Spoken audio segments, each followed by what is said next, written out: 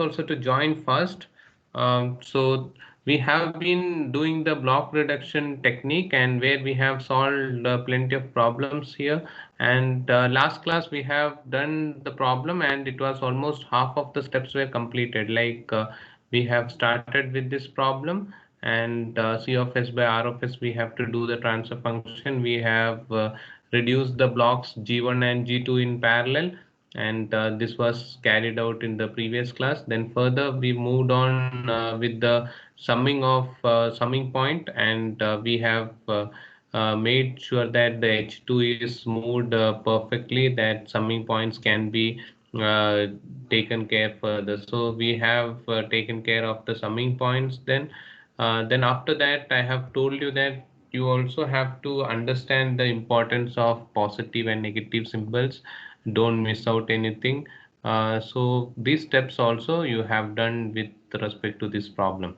So I will just start upon from here, start this problem almost here, where you can where you have completed till this process, and we'll continue further. So I think all of you might have completed till this step, and there is no issues with respect to any of the steps till here.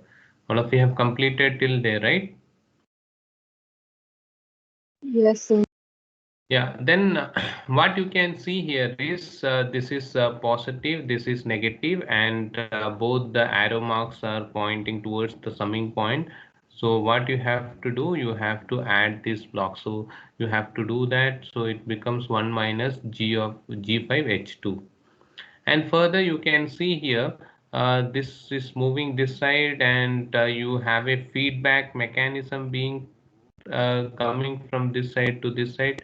So this is positive symbol here, so it is you have to do according to that. Positive or negative there? Positive feedback. Positive, sir. Okay, positive feedback. So you have to do that. I think here it is wrong. Then here you should put positive. Okay, correct. Here it is positive, no? Yes, So sir. further you have a positive feedback process, and you'll do this entire part of it, this positive feedback mechanism, where you know that when it is positive, it is G of S divided by 1 minus G of S H of S. So when you completed that, you will get G1 G4 into G2 minus G3 divided by 1 minus G1 G4 into G2 minus G3 into H1 H2. So this is what you will get for this. So further we have to simplify it. This portion we got, and further we have to simplify the entire block, and then you have to say the final answer. So this is what you have to do. So these blocks are in which time now? Now this 1 minus G5 H2, and this entire block is in which rule you have to use here? Cascading, sir. Cascading. So you have to cascade the blocks, and then you have to simplify it further. So when you cascade these two blocks, what you're going to get? So what is the answer you got? You can just read out. Let us see it's correct or not. No need to worry about it. This is what you will get. So you can just write cascading means what you will get. 1 minus G5H2. Yeah, when two blocks are cascade, you will get 1 minus G5H2 multiplied by G1 G4 G2 minus G3 divided by 1 minus G1 G4 G2 minus G3 H1 H2. So this is the final answer you will end up with. Yes, sir. So all of you got this answer? Yes, Yes. sir. Okay. So you try solving all the problems, whatever we have done with respect to block diagram reduction once again. Just you might just write the, you have to write the problem, and without seeing the notebook, you try to solve it. and check whether you are able to take the appropriate steps as and when it is required. So this problems, whatever we have solved in the notes itself, you just write the question, and without seeing the books one time, you try to solve it.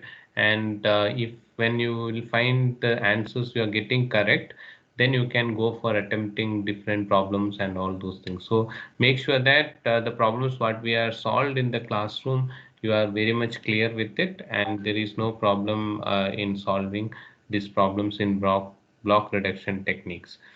So we have given some assignment questions as well, and in future we'll give some quizzes as well, so you can solve all those things and come out with some answers. So this is what you are going to get the final answer for this problem. That is, this is the answer. So what you're going to get is G1 minus 1 minus G5H2 into G1 G4 into G2 minus G3 divided by 1 minus G1 G4 into G2 minus G3 into H1 H2. So if you have if you are clear with this part of the problem, then we will move on with the next section. Is it clear? So Yes, block sir. diagram, anything you would like to discuss? All the things are clear for you. We have studied 8 rules, and shifting the blocks, shifting the takeoff point, summing point, cascading the blocks, blocks in parallel, blocks in series, splitting the summing point, adding the summing points. So all these rules we have studied. Please go through the rules first and solve the numericals, whatever we have solve the same numericals once again. When you get confident, you can attempt for different problems. Okay, so we will move on to the next part of the topic. This is completed. All of you are clear with it? Yes, sir. Okay. Yes, sir. Okay, thank you. So we are going to see now the next topic, that is called as the signal flow graph. So we'll see what is signal flow graph, and what you can understand about signal flow graph. So all of you just write down signal flow graphs. Its short form is SFG. So till block diagram reduction, you will be having for internals signal flow graphs, and further we'll go for second internals, because so much of topic will be there otherwise for you. So we will see that. I will just define till where internals topics will be there after 1 week of time. So you can just keep studying signal flow graph as well. So signal flow graph, you can just write down signal flow graph. In brief, it is called as SFG. So signal flow graph, you can say that signal flow graph is a graphical representation and of a system equation. So we have done all the block diagram reductions and all those things. This is a graphical representation of the system equation, and signal flow graphs consist of branches. So this is very important for us to understand. Consist of branches which represent systems, and nodes. It has nodes as well that represent the signal. So branches represent the systems, and the nodes represent the signals.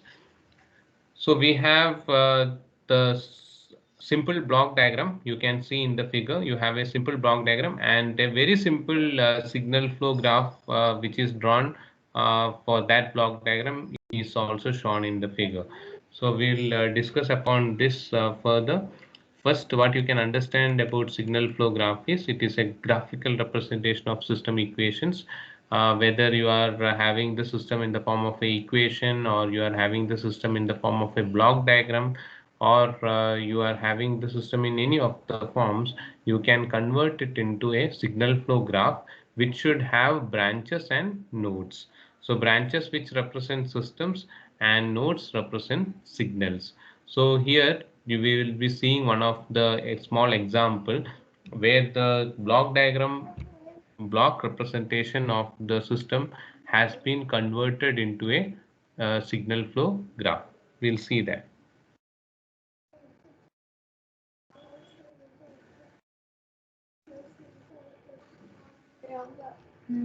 So all of you just note down these things.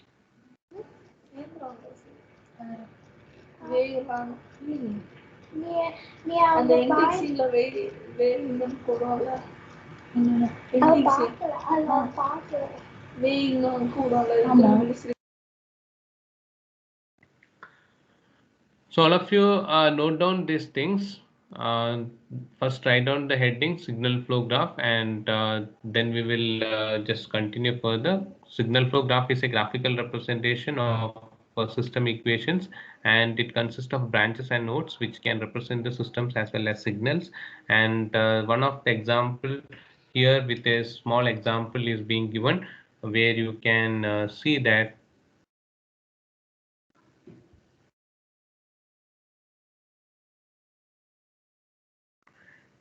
you are able to see the document. Sir. Yes, sir. Fine.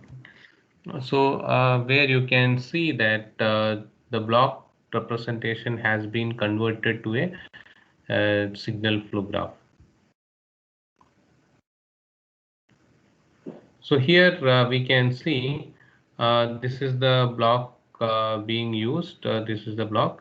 So this block has to be converted to signal flow graph. So let us see that.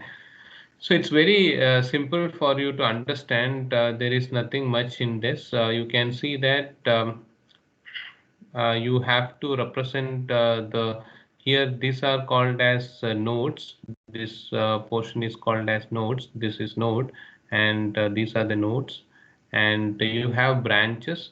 So from here to here, the representation in arrow mark, this is called as a branch.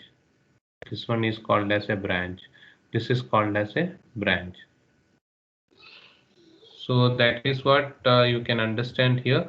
So no, this circle represents the nodes, and the arrow marks represent the branches. So you can, if you want to draw a branch, you have to first put the nodes, and then you have to connect these nodes and put the arrow mark. If you do this much, then for a branch at least two nodes are required, and when you put the arrow mark, no, it is complete.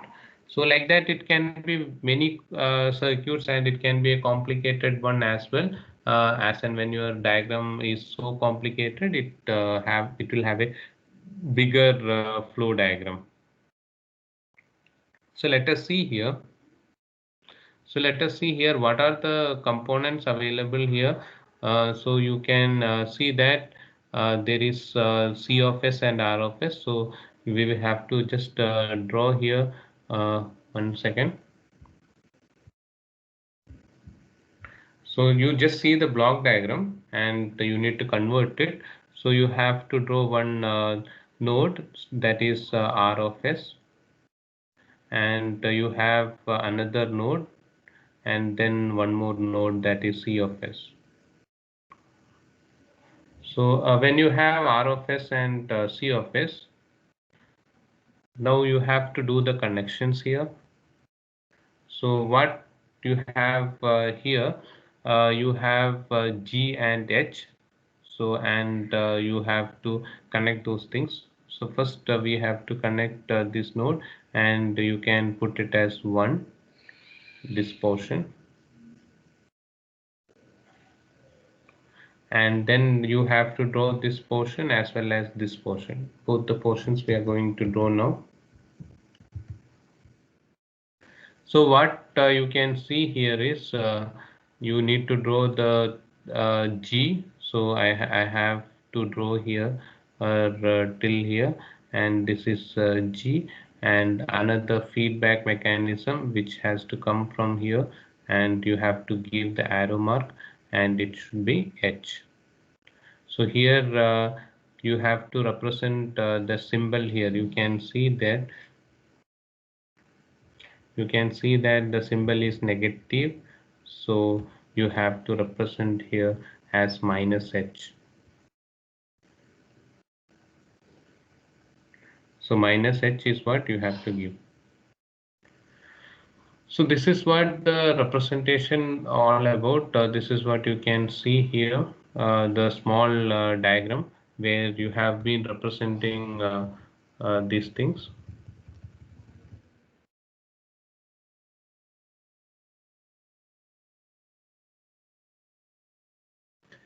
So this is the small representation of signal flow graph where you can see that you have nodes. These are the nodes, and you have the branches. So these are the branches. So you have to put this negative sign if it is a negative feedback, and you have to put the positive sign if it is a positive feedback. Is that clear for you till here? Yes, sir. Okay, now so this is what you have, nodes and branches. So we are representing this block representation in the form of signal flow graphs and all those things. So you have completed till here, then we will move on to the terminologies in signal flow graph representations. You have completed?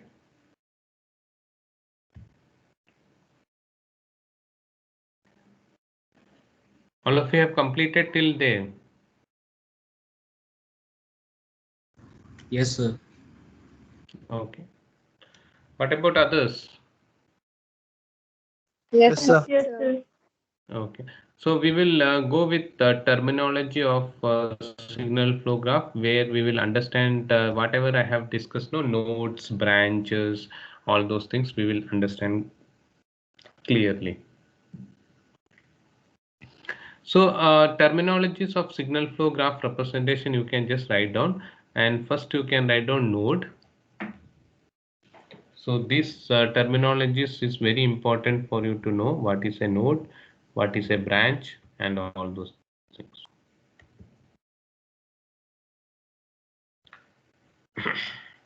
So as I have already discussed with you, what is a node? A node is a point which represents the variable, example x1, x2. If you are, if instead of block diagram, you are given with the previous one, the mechanical system or anything of that kind also, those things also you can try with signal flow graphs and all those things, okay? So a node is a point which represent a variable, example x1, x2. They are represented by small circles as I have discussed already with you.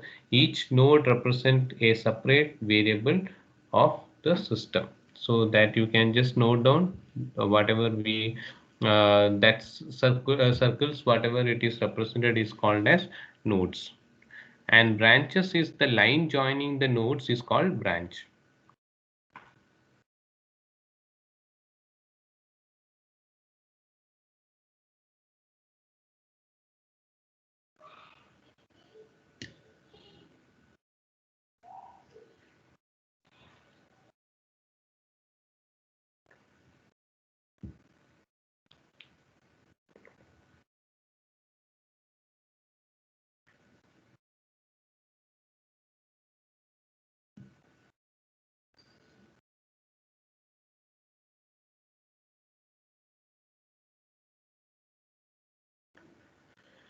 So write down these things.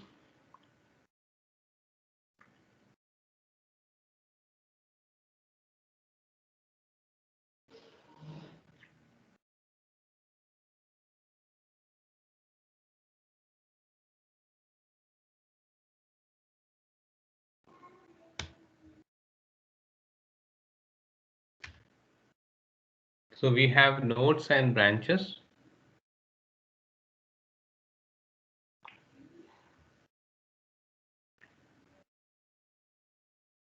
So as you can see that node is a point which represent a variable, example x1, x2, and represented by circle, and the node represent the separate variable of the system.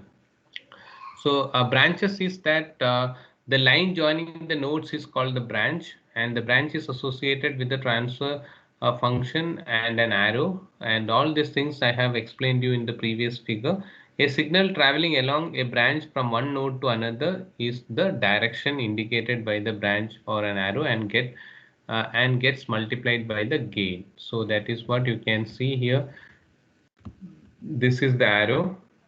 This is called as the branch, and this is what they are talking about, the gain. If you see here, this is the branch, and this is what they're talking about, the gain.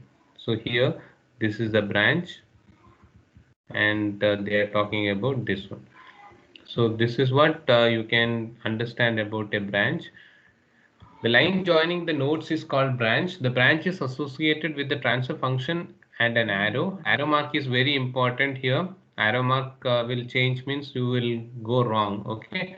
The signal travels along the branch from one node to another in the direction indicated by the branch arrow and gets multiplied by the gain.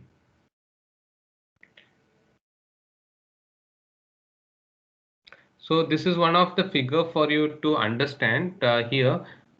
This x1, x2, x3, x4, x5, x6, x7, and x8. These are called as the nodes. Now, this one, the arrow mark, which is pointing from here to here, and this one, and this one, all these things are called as branches.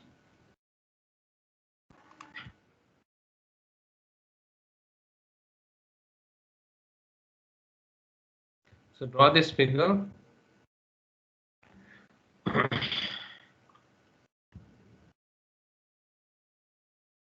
All of you have completed writing notes, no? You can complete branches, and this figure you can just draw where you can see the combination of nodes, branches, and all those things.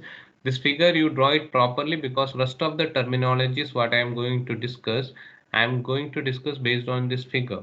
So you draw this figure properly.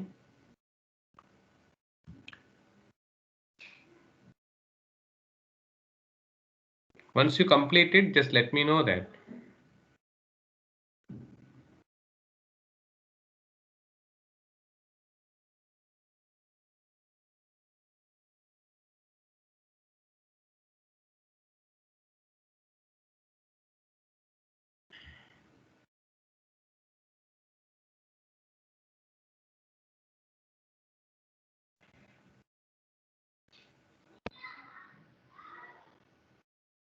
So once you complete this diagram, just let me know. We'll proceed further. Yes, sir. Okay.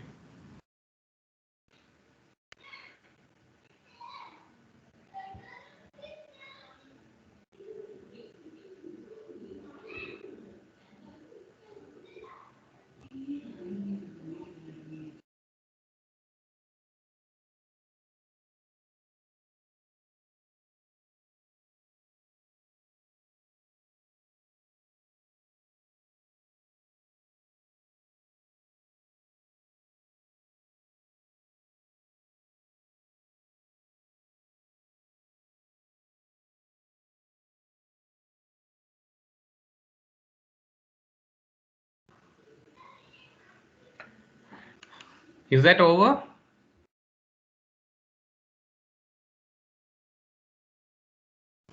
Yes, sir. Okay. So all of you understood about node and a branch? Yes, sir. Okay. So here you can just note down that Aij means A1, 2 or A2, 3 or Aij is the transmittance of the branch directed from node xi to xj. So just you can note down that, and then we'll move on further. Input, we'll see about input or a source node, what you call for a input node or a source node then, and then we will be seeing output and a sink node, what is that. So input, so everyone knows that what is an input, and input, it's also called as a source node. It is the node which with only outgoing branches. So what you have to make sure that here it is x1, example here it is x1. X1 is called as the input or source node. And what the specialty of the input or source node is, it has only outgoing branches. No branches will be coming towards it, like the arrow mark is what they are talking about. This arrow mark should be pointing outwards. No arrow mark should point towards x1. So that is what then it is called as the input or source node. Then we have another one that is called as the output or sink node. So output or sink node is also this one, x8. So it is the node which with only incoming branches, an additional branch with the unity gain may be introduced in order to meet the these conditions. So you can see that x8 is called as the output or sink node, where exactly opposite to the input source node, everything should be into that node. Nothing should move out from that node. So then it is called as the output node.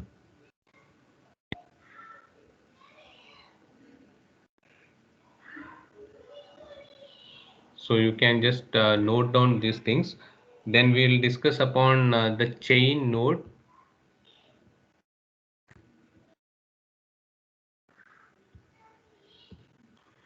So all these terminologies you need to remember.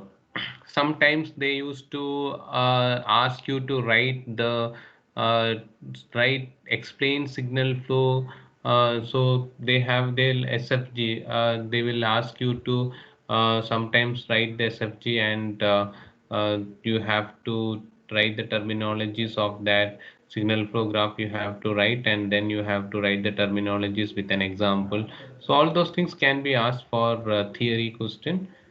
So you should be prepared for that. What are the terminologies associated with it? What is a node? What is a branch? What is a input or source node? What is an output or sink node? Now we'll just further discuss upon the chain node.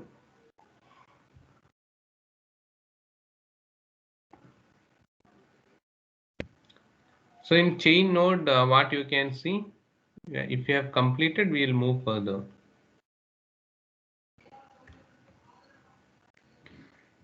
One minute, sir. Yeah.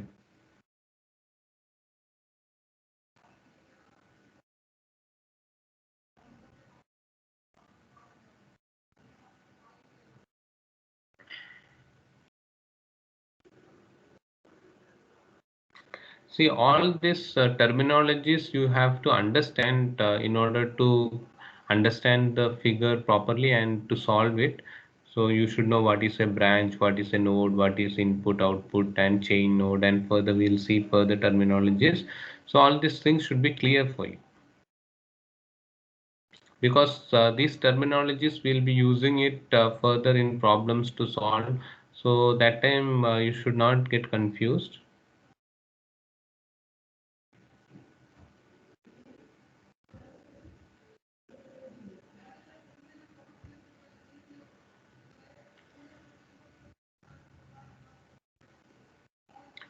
So chain node is quite simple.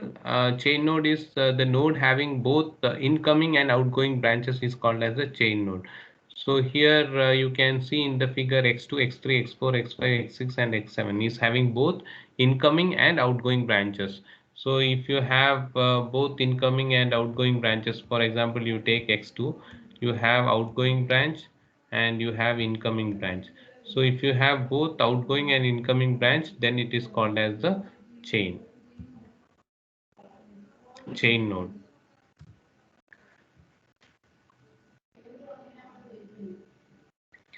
After that, we'll discuss on forward path. So first to complete all these things.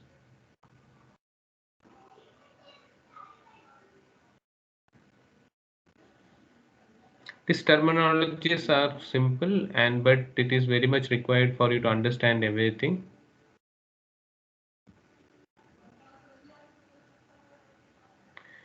And see, if you today the strength is pretty low, and tomorrow if they attend also, they are not going to understand this signal flow graph. So please, those who are there, If your friends are not attended, you just tell them how these nodes and what do you mean by branches and all, at least for 5-10 minutes if they are interested.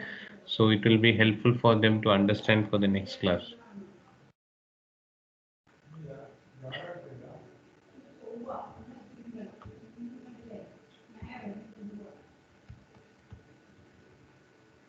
So if you have completed, we'll move on further.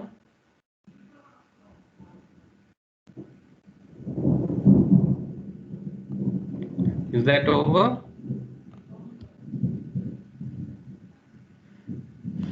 Yes, sir. Okay, then we'll discuss on forward path and feedback path. So first you write down this forward path and feedback path, then I will refer to the figure and I'll explain you. So forward path, it is the path from the input node to the output node. In determining forward path, any node should not be repeated twice. That is very important. When you're going for the forward path, once the node is being taken, then it should not get repeated further. Then only you can say that it is forward path. The path from input towards the output. In determining forward path, any node should not be repeated twice. So you can see in the figure x1, x2, x3, x4, x5, x6, x7 and x8 is very much straight. No nodes are repeating further. So that path is the forward path. So I will just tell you. So you also know that what do you mean by feedback and feedback path and feedback loop. The loop originated and terminated at the same node. So then you call it as a feedback path and a feedback loop. So you can see here. So this you can see that it is originating and terminating in the same node, and this is called as the forward path, which you can see straight line. No node has to be repeated further, so you have to start from x1, x2, x3, x4, x5, x8, x7, x8, and x8 till x8. Now, in some problems, no, you can say that if you are going like this, you can see here, I will just show you. If you are going in this path, like this you came, and then you are moving forward, still no nodes are repeating, still you can consider it as a forward path. Okay. But you can't see anything other than these two. There is no other forward paths. You can see one more, you can see maybe. So you can go like this, and then you can come this way, and then you can continue the path. So maybe this is also it is possible. So other than that, there is no forward path, as you can see here. So forward path means once you start from the input towards the output, the nodes must not get repeated. It's very important concept called as the forward path, which you will be using in problems to solve.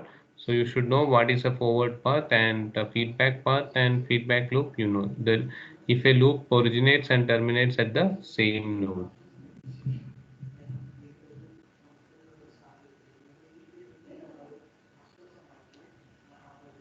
So you complete it.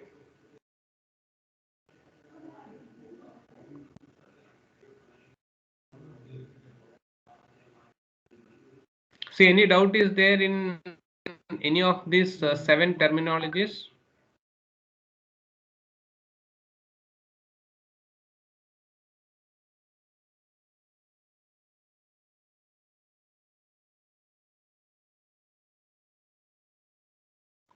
Any doubt is there in any of these terminologies?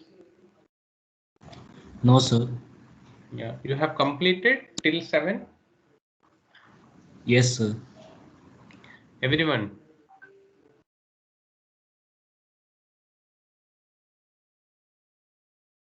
See, anyone is still writing it, or you have all completed? Shall we move further?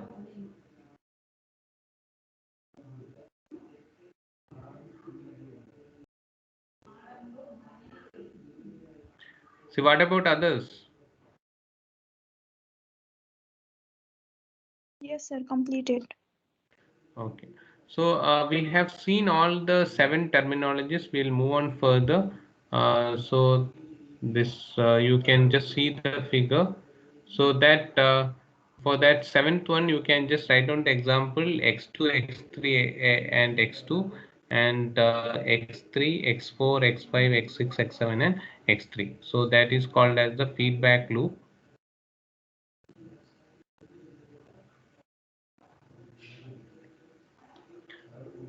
So feedback loop, you know, already you have studied in the block reduction as well. So here the examples you can write it as x1, x2, x1, x3, sorry, x2, x3, x2, and x3, x4, x5, x6, x7, and x3. So once you complete it, let us see what is a loop. Loop, it is a path which originates and terminates at the same node. So you can see here. So I'll just explain you this. So you can see this side. This is the x2, x3, x2. This is called as the feedback mechanism. This one where you have the loop repeating to the same loop, means same node, you can say that it is a loop. Okay, so you can just note down those things. If it is a path which originates and terminates at the same node, so it can be feedback loop also, it can be called as a loop and all those things. What I have told you is self loop you call, means a node which consists of only one node, example A55 at the node X5, and it should be noted that the self loop should not be taken into account to determine the forward path or feedback path. This point is very important. You have to mark this and keep it in your mind that self loop should not be taken in account to determining forward path or feedback path. So we have seen all these things. Feedback loop, what is a loop? Loop and feedback loop, everything almost same only. Then you have self loop.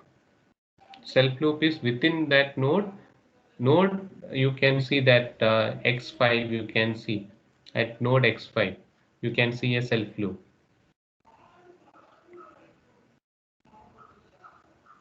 So you should keep in this point in mind that self loop should not be taken in account in determining forward path or feedback path.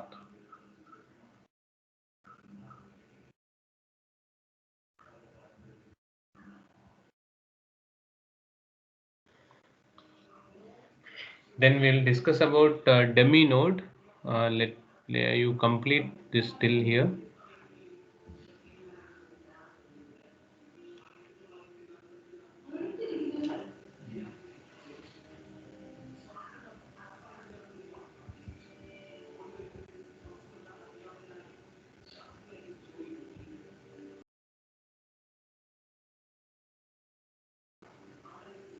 So these concepts are pretty simple once you understand these things, and this is very important. So we have seen this portion, this portion is called as the self loop, and we have seen the feedback loop and all those things.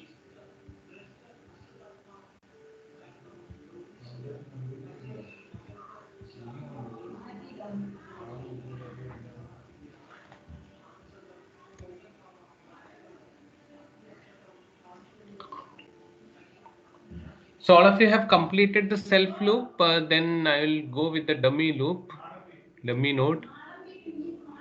All of you have completed self loop, just let me know there. Yes, sir. Sir. Okay.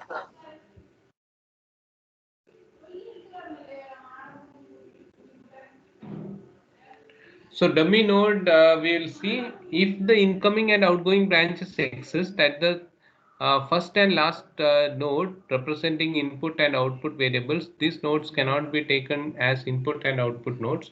In such cases, separate input and output nodes are created by adding the branches with gain. So this called as dummy node. I will explain you this one. So you can just see here if for example, this one you can see, this is the figure. Okay, this is the figure, and you can see that there is the input node is having both input and output and all those things. So we should have one node separate called as input node. So we are going to create a dummy node. So that's what I have done here. This node is being created dummy, and this node is going to have a gain of 1 and which is connected to this.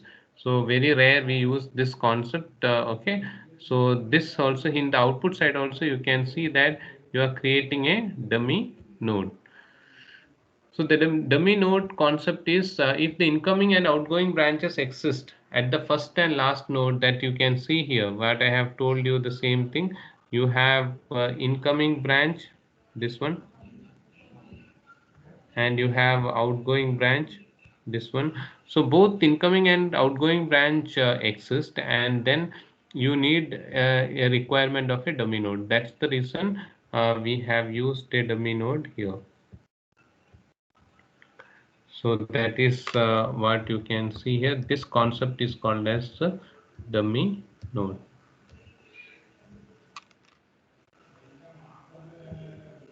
So it is sometimes it may be required in input as well as output side. Sometimes you need only in the input side. So it depends on the question.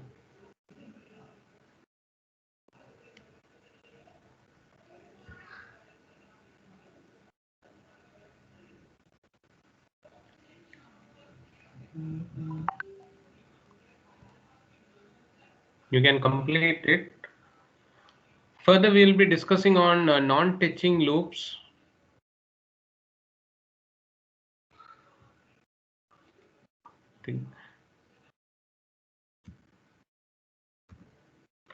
Can complete this dummy node.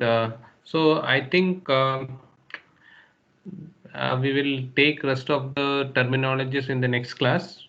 You have any other class followed by this class?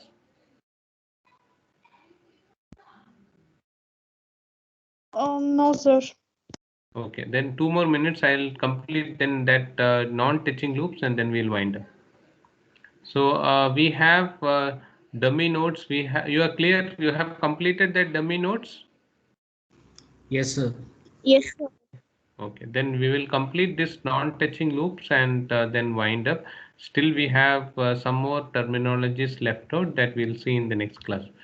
So, non-touching loops, you can see that non-touching loops means it's very important for us to understand this non-touching loops. Listen carefully. This is very important concept of understanding this non-touching loops.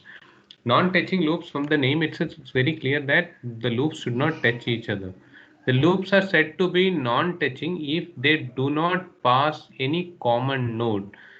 So possess any common node. You should not have any common nodes. Okay. So let me just take some of the loops here. Loops means, what is a loop? If I start from this node, it should come back again to the same node. Okay, here you can see this is one loop. This I have given as loop number 1. So let me see another loop. If I start from here, I should come back to the same loop. So this is loop number 2. If I start from here, what is the next loop? Here you can see, if I start from here, you can see that I am getting back to the same point. So this is loop number 3. Any other loops are possible?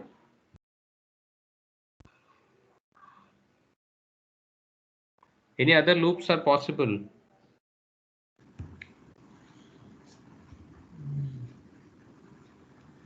Not possible, no.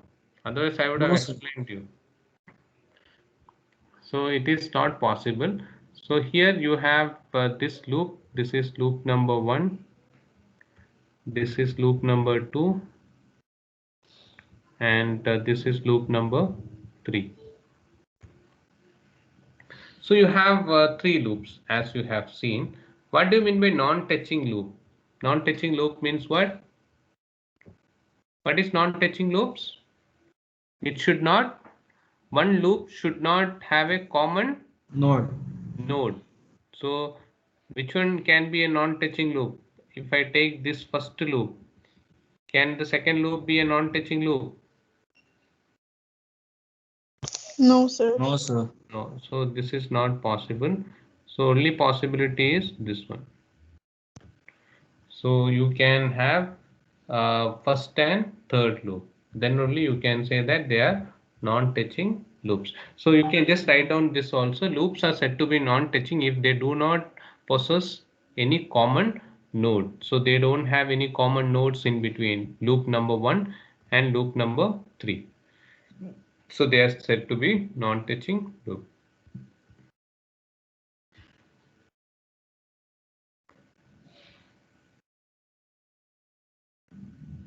So all of you have completed?